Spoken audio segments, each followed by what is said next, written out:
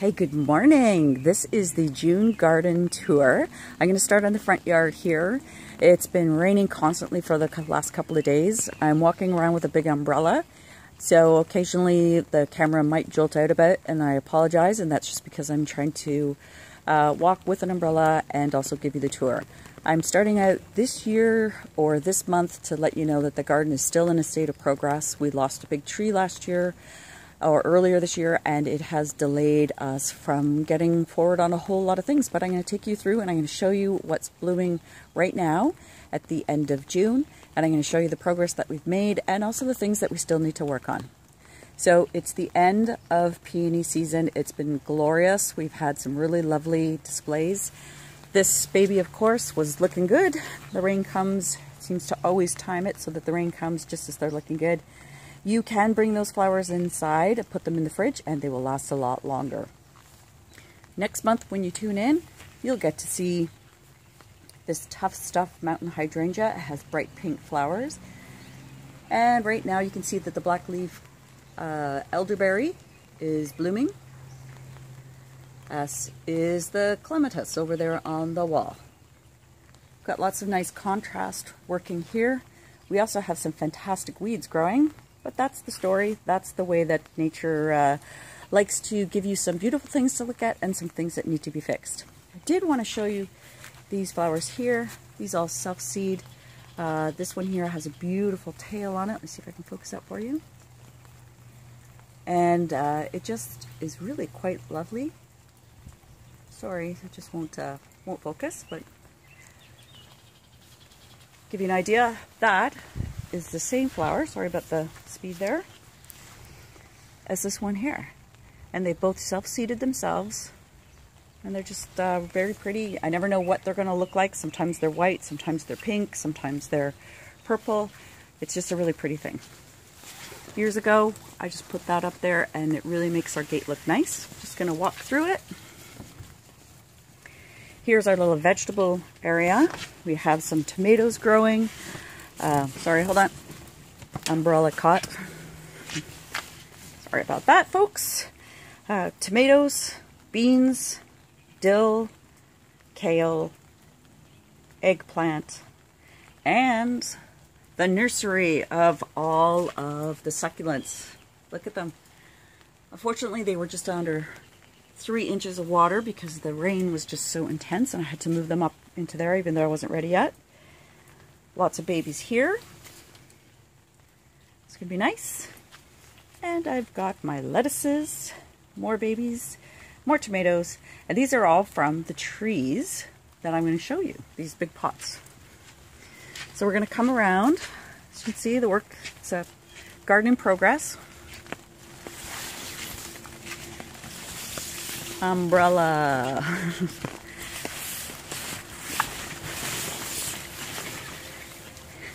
Here's the really nice arbor from last year, if you recall, and the pink table set. It needs to be repainted. I just painted the arbor up. It was starting to rust just a little bit too much, and you gotta keep on them so that they don't get damaged too much.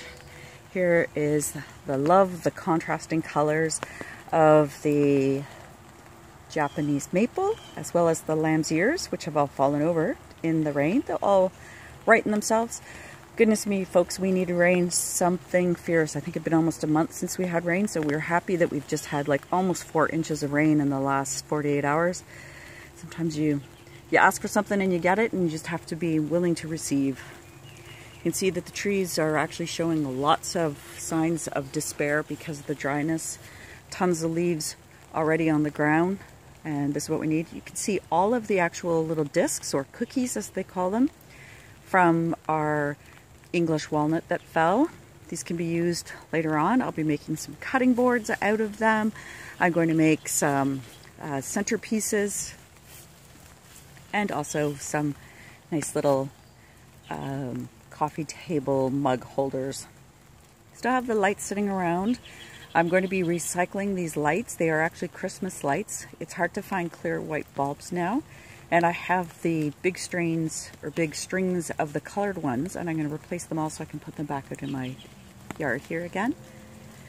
That's some of the hostas that we moved. This is my tricolored beech. If you've never seen a tricolored beech in full glory, look it up. It's going to be beautiful. In front of it, what you see is a plum tree, which is dying. So we have started our philosophy of the best time to plant a tree is 20 years ago. So we are already planting, knowing that this tree is going to die in the next couple of years. We've already lost another plum tree over here. And in front of it, we planted a service berry. And so it's just hiding the stump a little bit. At the top there, you can see there's a little hook. That's where we hang our hammock. It goes from there over to this tree right here. It's the chain that it sits on. So we're leaving that stump until it actually falls over or it's not safe anymore. I lost another one of my gates, but I've saved, or arbors that had gates, but I've saved the actual gates from it. And I'll use them as plant supports. And I need to plant or paint that other arbor up. Don't forget your feathered friends, folks. They need water. And I'm going to show you lots of really pretty petunias this year. This is my first year of really going all out on petunias. This particular variety here has a beautiful green outer edge. At the back there, those are going to be planted with some impatiens, if I can find them. And there at the very, very back, you can see all of the hostas that are from another spot in the garden from where the tree fell. Give you a view to where we're at. Lots of weeding, but lots of color, lots of things that give us joy. I'm going to be repainting the pink tray, or the pink set here. Got lots of stuff that's chipped off. This year I'm going to try priming it and see if I get a better lasting product out of it. But we really do like it, and so we just keep repainting it every year. And over here, let me introduce you to the trees that we planted. So this right here is a Japanese lilac tree. It blooms at late June, and apparently, I learned on a garden tour yesterday that they only bloom every 2 years. So I'm glad to know that, so that next year I'm not disappointed when it doesn't bloom. You can see here, we still have the logs from the English walnut that fell. Willie on the left, or sorry, on the right, and Fred on the left. We've named them. You might as well have some fun with it. We talked to our tree guy about when he's actually going to come and get them. He's a young feller and he's just started his tree business, so we're not trying to pressure him too much because he's going to buy a portable sawmill to do them, and that's an added cost for a young guy who's just started business. So we are delighted to be able to support him and help him in his career, and we're hoping that he will come and move it shortly. You can see here we've also planted a dogwood. It's finished blooming. We have a crabapple tree, which we've lost about half of it this year. Some things, once that big tree is gone, they're just not doing well. So I'm just going to take you through here. Sorry, umbrella caught again. The feature pot right now is looking not bad, but it's actually going to be filled with a really pretty pink with yellow throat petunia. But right now it's holding all of the hostas that are going to go all along the outer edge of this garden here. The tree here, right in the middle, is a red bud. It is a weeping variety of it. You can see that some of the leaves are a little challenged. I had all of these trees stored under trees, so when they were planted in full sun, their leaves are burning a little bit. Again, I'm not worrying about it. I'm seeing new growth on them. They're getting plenty of water. They're getting transplant fertilizer. And it's just a little bit of the shock that the tree is going through. But I know that as it's only some of the leaves and right at the top, it's sunburn. It's not a reflection of the planting process. The tree on the right is actually another variety of dogwood. It's apparently still supposed to bloom. Not sure if it's going to. I'm going to wait and see what happens. Have a beautiful variety of cosmos here. It looks like they've all been hand painted. Here's that really nice purple edged petunia. Got some nice purple throated ones, some Vista bubblegum. And again, you can see that some of the hostas are having a hard time. I did speak to a garden expert yesterday about the hostas and the space. He told me that not to worry about the hostas. The first year in the full sun, they are going to be a bit challenged. They need to have their roots grow deeper. They'll look sunburnt, but by next year, they will look fabulous. So I'm going to bring all the hostas back, let them acclimatize, and see what happens. This area does get all shade in the morning. It gets the full afternoon sun, and then is all shaded again by the evening. Say hello to Willie and Fred. There's the other version of that tree, and you can see that we've had to do a fair bit of chopping on the crabapple, and we're hoping that it does a good job of recovery. This year, the regular ferns that we buy are not available due to the hurricane, so we're trying a couple of flowers instead. It is a mandevilla, and the vines will grow apparently right up these pieces. There's a pink version. Let me just walk over to it and show you. Pink version of that same purple one with the green edge. That's Vista Bubblegum and Vista Fuchsia that you see there. And down at the bottom, that's the stuff that's actually going to go into the big feature pot. Here's all of the spots that will soon be filled with all sorts of succulent arrangements.